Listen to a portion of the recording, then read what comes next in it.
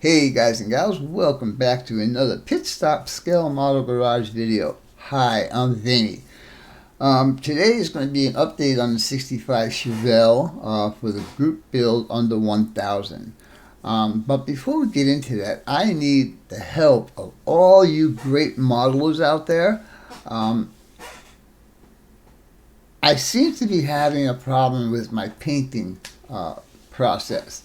Now, I'll explain to you. Now, this is the 65 Chevelle. I'm sorry. This is 64 Chevelle that I was going to add to the group build under 1000. But I had a problem with this, and I think I explained it in one of my other videos. On the trunk deck, I was getting like, I want to call it like a cancer.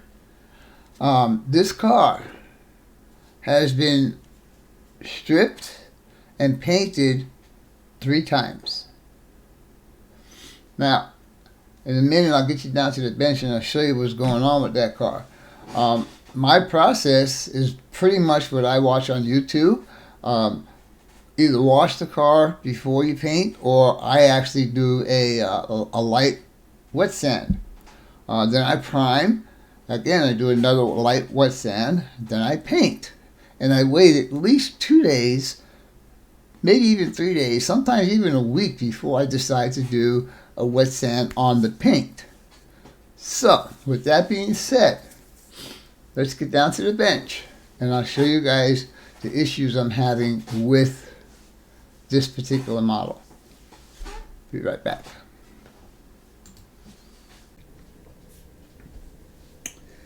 Okay, boys and girls, we're back down at the bench now, and let me see if I can get you guys to see what's going on with this model.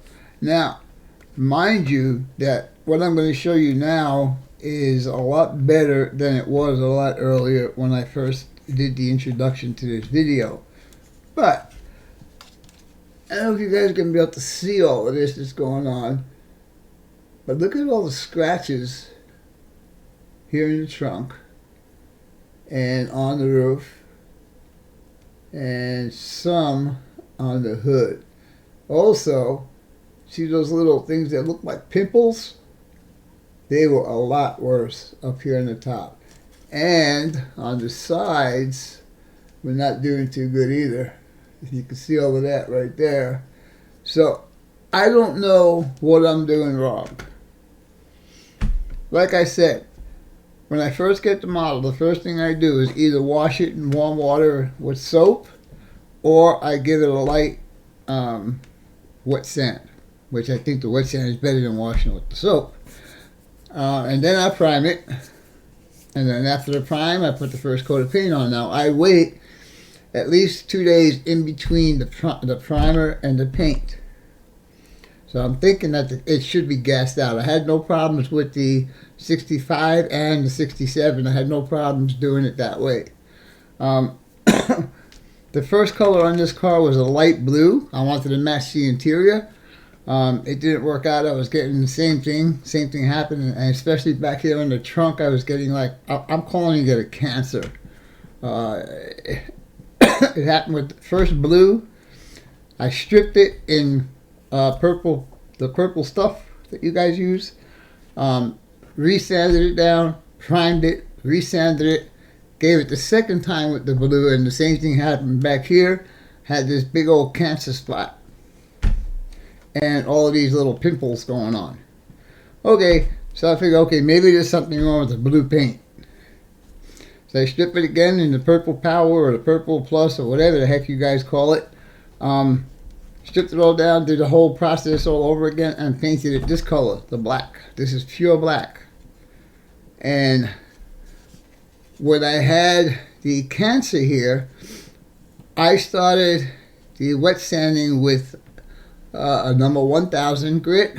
Then I went to a 7000 grit, 8000 grit, 10,000 grit, 12,000, and 15,000 grit. And I can't get rid of those scratches. Then I tried this stuff, and that didn't work either. So, I think this car is going to go on the back burner for now. I do have another car that I could do. I have 6 weeks to do another car for this project right here. These two cars here, they are pretty close to being done, so I'm not sweating getting these two done by the end of October. I will start another car. If I get it done, fine. If I don't get it, fine. If I don't get it done, fine. Anyhow, at least I got the two that I actually started with. Anyhow, with all that being said, let's get on to the update on the 65 Chevelle. We'll be right back. Okay, everyone, welcome back to the bench. What you're looking at right now is the 65 Chevelle that I am doing for the under 1,000 group build, the second car. I had an issue when I was doing the inside black. I had everything masked off, but I did get some overspray on the corners here and here. So, I didn't know how to get rid of the overspray, so I decided, okay, I will just I'll just repaint the front of the car. So, now I use the same paint, same bottle, same mix that was left over from the original paint job. Okay? And when I took this after it dried, I take a look at it and there's a difference in the paint. The front is darker than the side, the door. How did that happen? So I am asking all you great modelers out there, what am I doing wrong? Why did that paint come out different when it came out of the same mix, the same jar that was left over from the original paint job? Did I have to remix, put more thinner in it? I don't know. Anyhow, with that being said, had a problem with the hood. After I sprayed it, there was a noticeable difference with the hood, between the hood and the rest of the car, how dark it was. I tried to get it calmed down a little bit and this and that, and I said, you know what? I have a saying that says adapt and overcome, and I decided to do the hood in flat black. So, even though the difference is here and here, you probably won't see it as much when I have the car displayed on an angle or whatever. Anyhow, the car has been compounded, has been polished, so we're at the same level of this guy as far as body wise. Now, as far as the chassis and the interior, I didn't glue any of these wheels on yet, so they do have a tendency to fall off. On the bottom, oops, my shock absorbers just fell out. Put those over there. On the bottom, I added these traction bars because the ones that they give you go in these little, if you can see that little square rectangle right there, well, the ones they get, and they just stand straight up. I didn't like that. So these are aftermarket wheelie bars. On the front, I know that there's some people that might disagree with me, but I went ahead and put radius rods on here. These are also not aftermarket, but from another kit that I had bought parts of from. I painted the bottom in aluminum because this is a race car. I did this in the Rust-Oleum oxide red, and of course the dry shaft in flat black, oil pan and chrome. Okay, we'll take this guy and we'll flip him over now. We'll take a look at what I did on the inside. Let me put this wheel back on. They're supposed to just lock on. I don't do anything to the axles.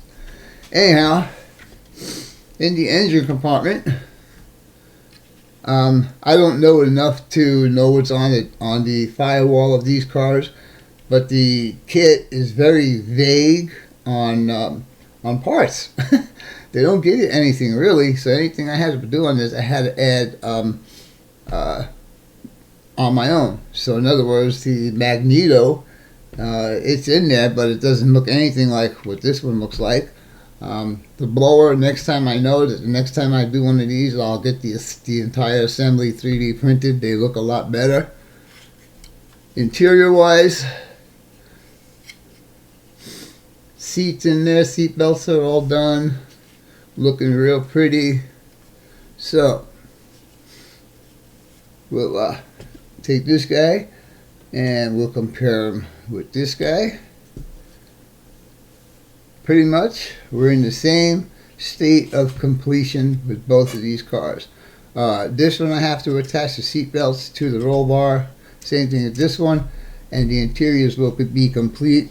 I just need to I lost the shifter for this car, so I have to either make one or find one from another kid or something like that. Anyhow, I guess that's going to be it for this update. Next time you see both of these cars might be in the reveal. So I don't know if we can do anything else on this video right now, other than maybe do a couple of pictures, put the bodies on there and see what they look like with the bodies on there. I don't know what to do. Alright, we'll see what happens. Talk to you in a little bit.